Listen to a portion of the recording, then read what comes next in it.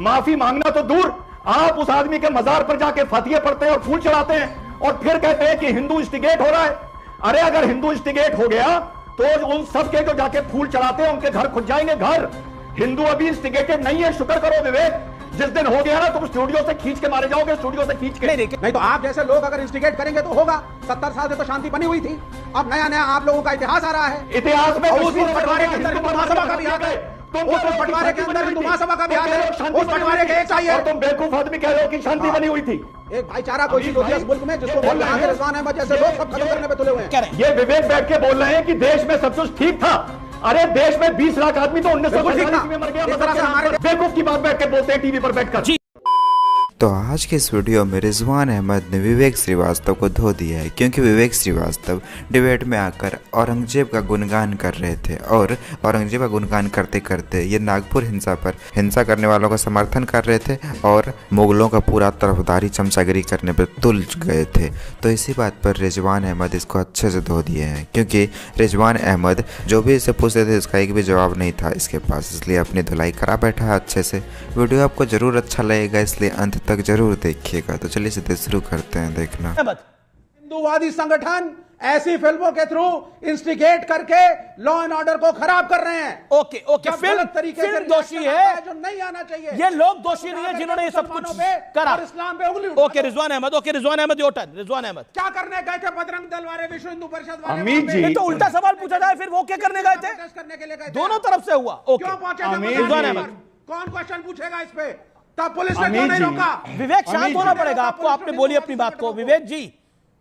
जी जी जी जी जी जी अमित जी औरंगजेब कहा, इसमें historical fact है। लेफ्टिस्ट ने भी यह लिखा है कि औरंगजेब ने भारत के मूल निवासियों हिंदुओं पे जुल्म किए थे।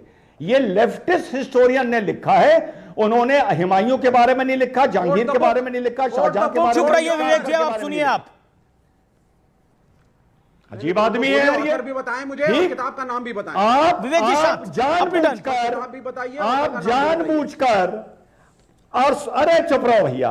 दुनिया में आज भी आप जर्मनी चले जाओ, हिटलर का नाजी सलूट मारो तो जेल हो जाती है।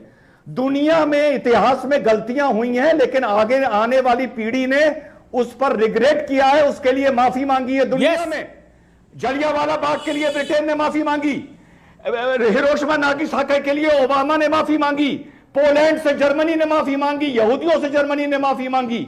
माफी मांगना तो दूर, आप उस आदमी के मजार पर जाके फतिये पढ़ते हैं और फूल चढ़ाते हैं और फिर कहते हैं कि हिंदू इंस्टिगेट हो रहा है। अरे अगर हिंदू इंस्टिगेट हो गया तो उन सब के जो जाके फूल चढ़ाते हैं उनके घर खुद जाएंगे घर। हिंदू अभी इंस्टिगेटेड नहीं है, शुक्र करो विवेक। जिस दिन हो गया ना तुम स्टूडियो से खींच के मारे जाओगे, स्टूडियो से खींच के। नहीं ये सब नहीं। ओके यही होगा इस देश में। कौन इंस्टिगेट? सुनिए नहीं तो आप जैसे लोग अगर इंस्टिगेट करेंगे तो होगा।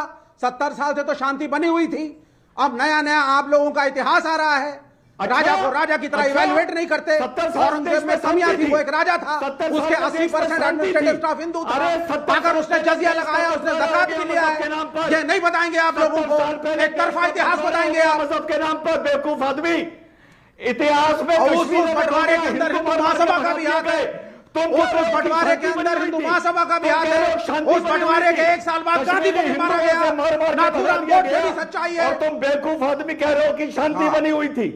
भारत का मजहब के नाम पे बंटवारा हो गया, कह रहे हो शांति बनी हुई थी। लेकिन रिजवान एक second all audios down, audio Rizwan Ahmad. लेकिन यहां पर कहना है छावा मूवी की वजह से, छावा जो फिल्म बनी उसकी वजह से हिंदू इंस्टिगेट हो रहा है और छावा फिल्म की वजह से ये पूरा तमाशा हो रहा है।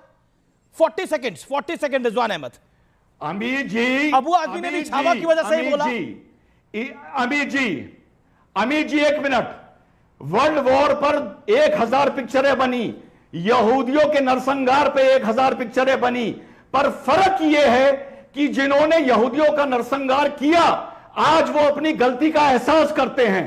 हिंदू इस मारे इंस्टिगेट होता है कि भारत में जिन लोगों ने मंदिर तोड़े और हिंदुओं को मारा वो अपनी गलती का एहसास नहीं करते हैं।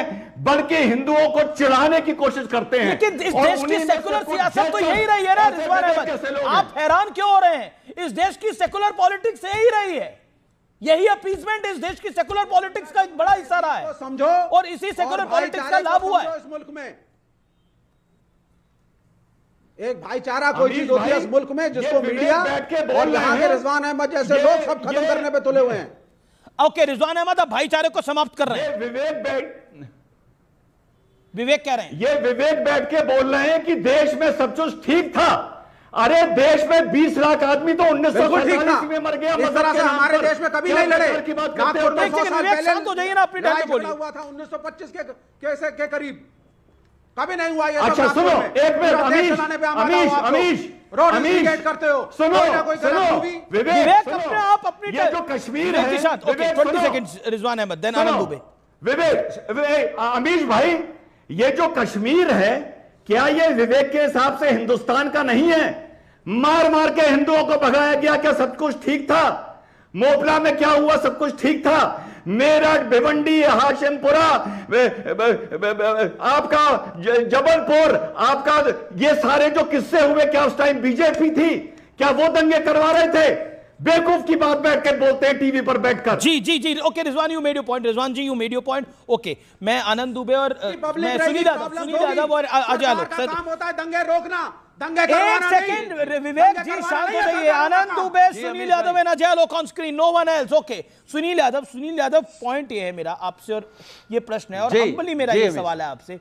देखिए, कोई भी हादसा होता है, कोई भी इंसिडेंट होता है, कोई भी दंगे होते हैं, इंस्टिगेशन नहीं होनी चाहिए, लेकिन 3 जगह पे दंगे हुए, 2 जगह काबू पा लिए गए, लेकिन तीसरी जगह स्थिति बेकाबू हो गई, और वो प्लान्ड था। क्या आपको लगता नहीं है कि अबू आसिम आजमी, क्योंकि आप ही के नेता हैं, उनका एक बयान तूफान की तरह फैला और उसने कहीं ना कहीं इस बवंडर को बढ़ा दिया? देखिए अमीश भाई, मैं एक तो सबसे पहले आपकी तारीफ करूंगा कि भारतीय जनता पार्टी के सारे प्रवक्ता एक तरफ और आपकी बात एक तरफ। और जहां तक सवाल अब्बू हाशिम आजमी जी का है, मैं एक सवाल कर रहा हूं आपके कार्यक्रम में। अडवाणी जी जिन्ना की मजार पे चले गए, तो जितनी बार उसके बाद पाकिस्तान ने हरकतें की हैं बॉर्डर पे, या हमारे सैनिकों को शहीद किया है, या जो भी जुर्रत की है, उसके पीछे क्या अडवाणी जी हैं क्या? या मानी प्रधानमंत्री जी प्रोटोकॉल तोड़कर सेवैयां खाने चले गए, तो उसके पीछे क्या प्रधानमंत्री जी को दोषी बता देंगे क्या? विवेक श्रीवास्तव जैसे लोग हर डिबेट में सिर्फ इसलिए आते हैं ताकि अपनी बेइज्जती करा सके, और इसी चक्कर में यह डिबेट में आकर हमेशा हिंदुओं को भड़काने वाला बात ही बोलते हैं, जैसा कि अभी बोल रहे थे और औरंगजेब का गुणगान कर रहे थे। ऐसा इसका पुराना आदत है, हर डिबेट में यही काम करता है, और यही वजह रहा हिंदुओं को हर जगह ऐसे करते रहा तो किसी दिन मार भी खाएगा अपना वक्त लक्षण से।